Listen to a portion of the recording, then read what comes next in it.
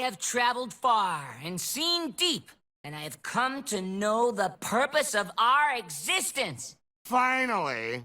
Thou shalt love the tentacle!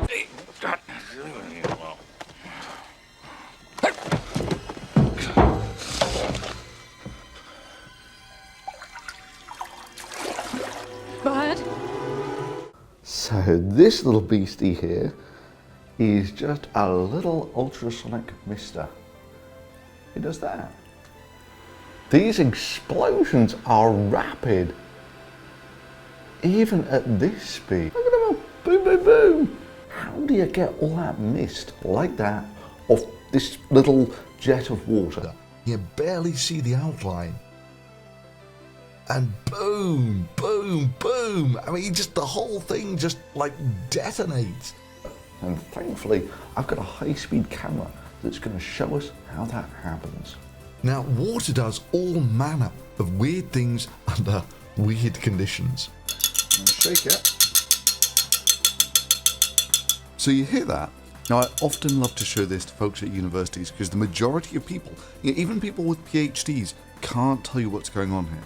You just get this confused dog look, and almost everyone looks for the most obvious solution, which of course is there's something in the water there that's making that noise. Well, there is nothing in this water, literally nothing. So why does water make that funny chink chink chink sound under vacuum? Well, the full video is here, but this is what it looks like filmed at 20,000 frames per second. That's 1,000 times faster than the speed of regular filming. Now remember that number because it's going to be important later. Now it isn't actually that difficult to understand what's going on in this case. A quick 3-word explanation would be low pressure cavitation. However, I'd often seen these ultrasonic misters, popular for all sorts of things, and they're actually quite fun. But how do they work? Yeah, I mean, you get this water tentacle that rises out of the water, just like that thing in the abyss.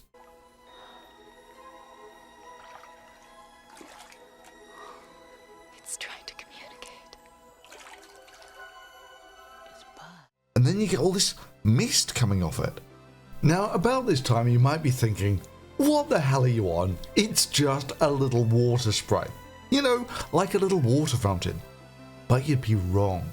This is a very different and very strange beastie. So for instance, if I get a little water pump and pump some water with it, we're fairly happy with how this behaves. And of course, if I put some, say, dishwashing liquid on top of that, it would just mix up really quickly. We understand how this water flow works. Now let's do the same thing with our ultrasound mister. If I pour some thick, goopy dishwashing liquid on top of my ultrasound machine, the mist comes out exactly like it did before.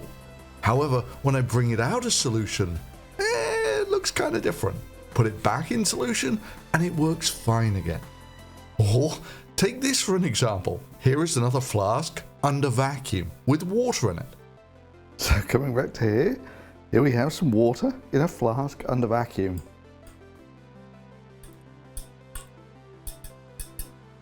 It makes this weird chink chink chink sound. Good. Right, so we've got a flask under vacuum. And we've got an ultrasound machine. So, what's going to happen if I put my ultrasound machine under a flask with water in it? It goes crazy. So, as I bring it down, even when it's just touching the base of the ultrasonic water, it sprays through fine. And as I come down even closer, it sprays around just fine, going all the way through the glass. Bill. What? Strange things are afoot at the Circle K. Now, about this time, I was starting to think there might be more to this than meets the eye. But you gotta be careful pulling on loose threads like this because you never know quite where it's gonna lead you. So with that, I started setting up the high-speed camera. So it turns out the main trick for high-speed photography is to actually get enough light on the sample that you can record an image in, I don't know, 1/10,000th of a second or something. So surrounding this, we have a whole variety of light sources. So I've got a panel light here. They all have to be continuous lights, by the way. You can't get cheap LEDs because those things pulse, as do light bulbs and fluorescents. So, just so we're clear about what I'm talking about here, this is a consumer-grade high-speed camera filming at about 1,000 frames per second. And we're going to look at 4 light bulbs. The one giving off the pretty good continuous light source is a moderately priced LED, light-emitting diode. Then, when we come to the incandescent bulb, you get this pulsing of the grid at 50 cycles per second, 50 hertz. And that's a whom of the actual generators that are producing this electricity for the grid. And you get a similar effect with fluorescent light bulbs. But the one that's really impressive is the cheap LEDs from China. Now these use the cheapest method of getting DC from AC, which is basically you chop all the positive bits of the current flow of the 50 Hertz AC from the mains. And the bottom line is, it pulses like crazy. Now you can't see any of this with the human eye, of course, although that 50 Hertz pulsing does give some people headaches. Although the people who it gives the real headaches to are the people doing high-speed filming, because you can't use light sources that pulse like this for lighting. So that guy goes all the way up to there. Spotlight source, that's him on low, that's him on high. Okay, so when we put it all together, let's see what we get.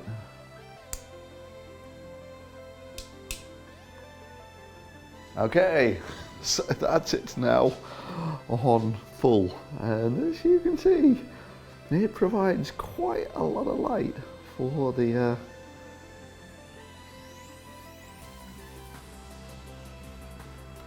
little spray there. Right, let's get the high-speed camera here.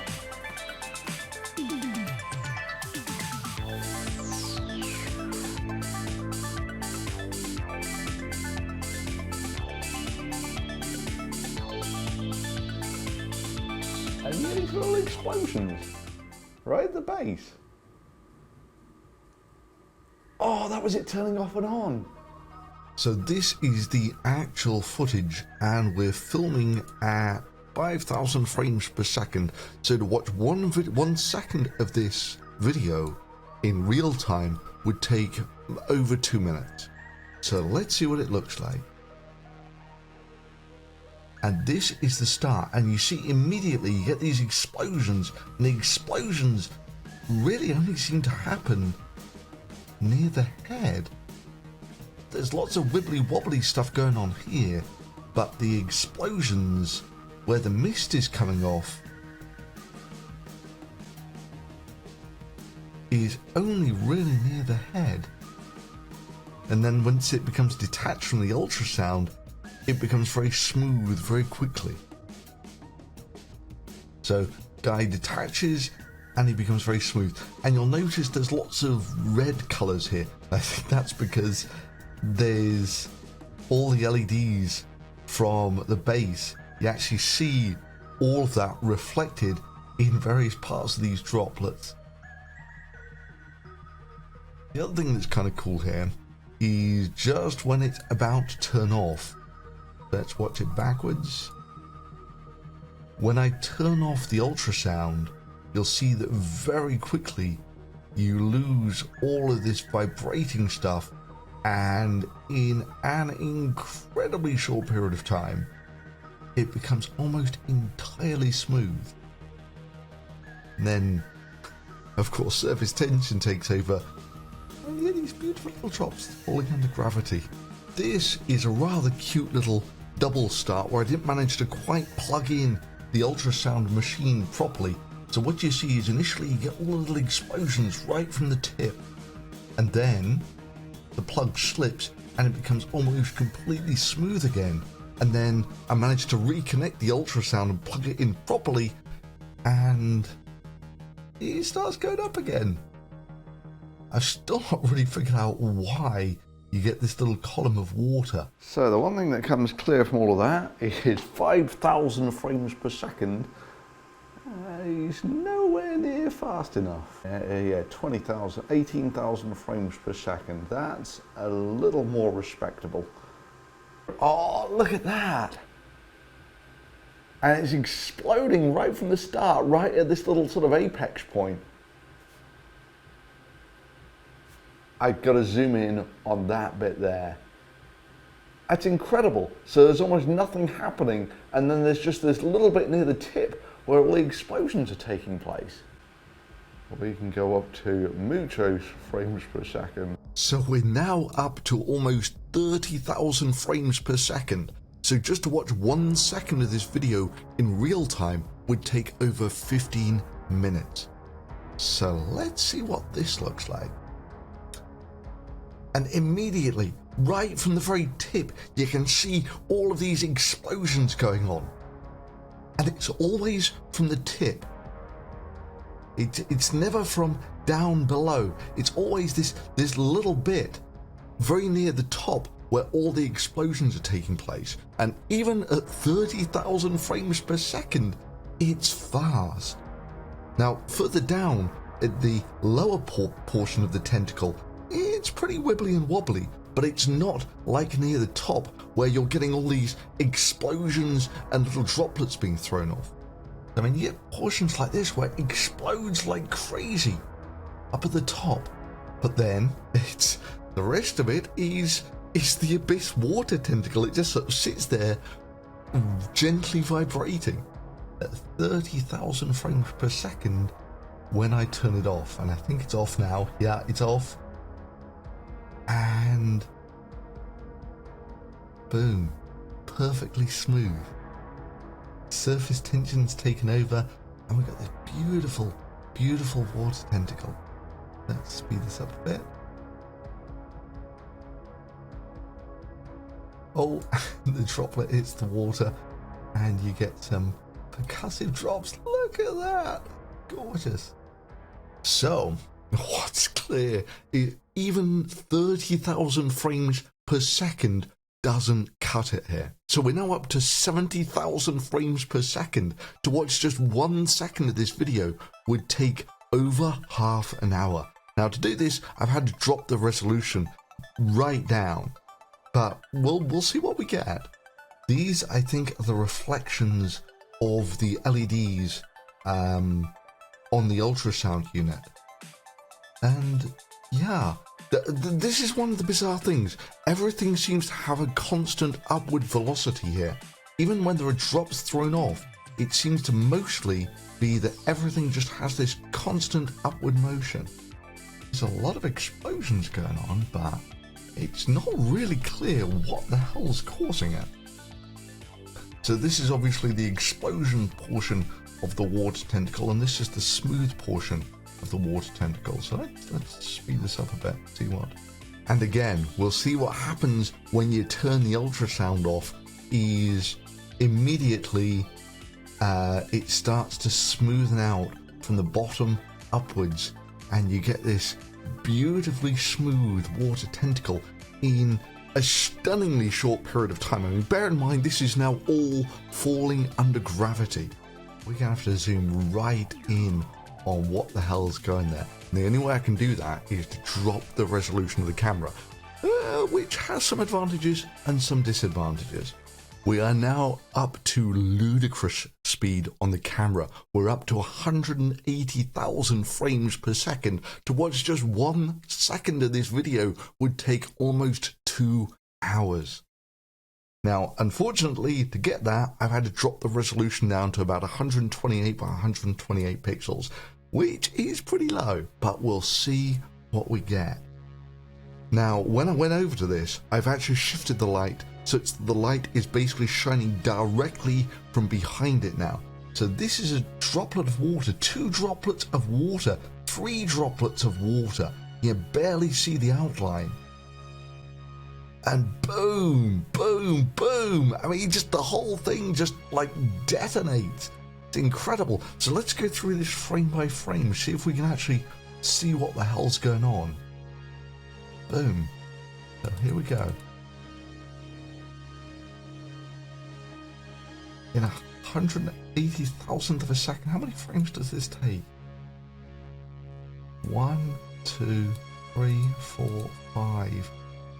5 frames, and it explodes in 1, 2, 3, 4, 5, 6 places at least that I can see, and it throws off a mist, and then again.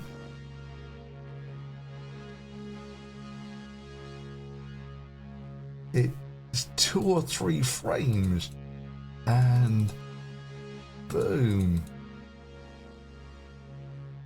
So here's another, right? So I've now focused right down on the very base of the water tentacle. So this is just after it comes out of the water.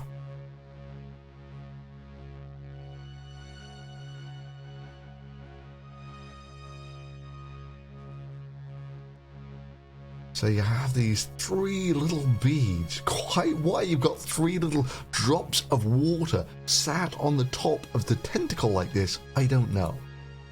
But then in, again, 1, 2, 3, 4, 5, 6, 180,000ths of a second, the surface erupts in 1, 2, 3, 4 places. 5 places. It's just again and again. This is the very first eruption, as it were, and it takes place in. Oh, look at that! That's it. You see it?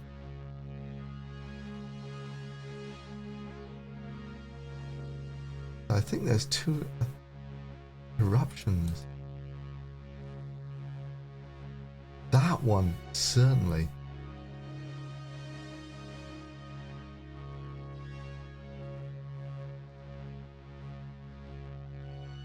And the whole thing just goes boom.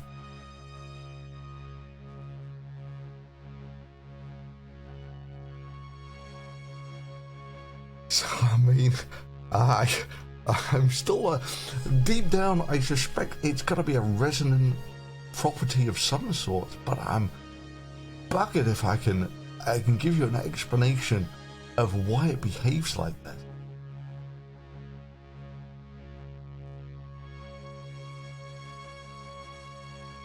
I mean, it's amazing, but why does it just suddenly explode in 1 or 2 places like this?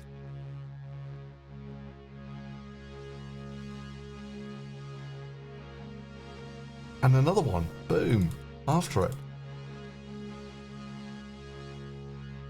So once I got the technique of actually sort of focusing just on this first little droplet, you can get some stunning footage of it. So, boom. And again, it seems there's like 3 droplets before it goes boom. I don't know if that's significant or not, but boom. So whilst it was very easy to focus on the very first few explosions, I also tried to get some footage of the very top of the water tentacle when it had risen fully out of the water, which is actually much trickier to get the focus and everything right on. So what you've got there is that's actually one of the really bright spotlights directly behind the water jet. I'm going to play this fast just so we can get through some of this, but that's near the top. And this is the exploding bit coming up now. The exploding portion of the water tentacle. There he is. Just here. So you see it explodes out left and right.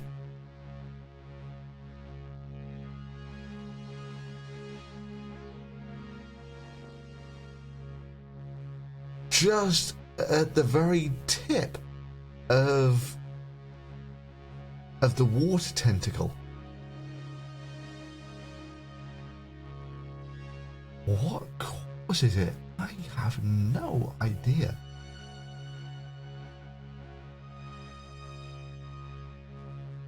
But but whatever it is, it's quite impressive. So you get these amazing little fingers of water that come out left and right. Give me a nice finger. There, like that. Look at these guys. I mean, they're nowhere near as fast as the explosions, but it's quite fun to see the water growing tentacles like this.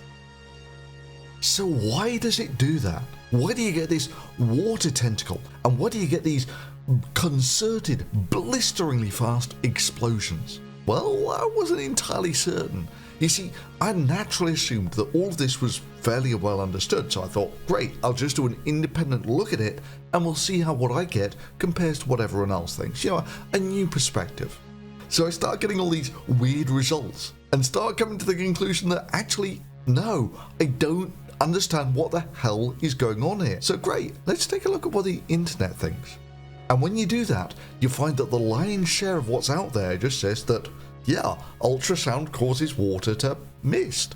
Yeah, that's great. That's a description of what it does, not how it works. Then I found this company that apparently makes these ultrasonic misters for industrial purposes. And their explanation is it's a combination of cavitation. Well, it's clearly not that in this case, because we could see the cavitation at merely 20,000 frames per second. And secondly, you would be able to hear it if it was cavitation. Or capillary waves. Well, if it's capillary waves, where are they? But they got an animation of how they say it works, which doesn't go anywhere. And if you poke around on the website, you'll find this, which really isn't that satisfying an explanation of what we've seen. You see, if I had to guess, this is how it goes. Piezoelectrics have been around for decades. You put a voltage over them, the crystal changes size a little bit. You change the voltage on it fast enough, and you get ultrasound.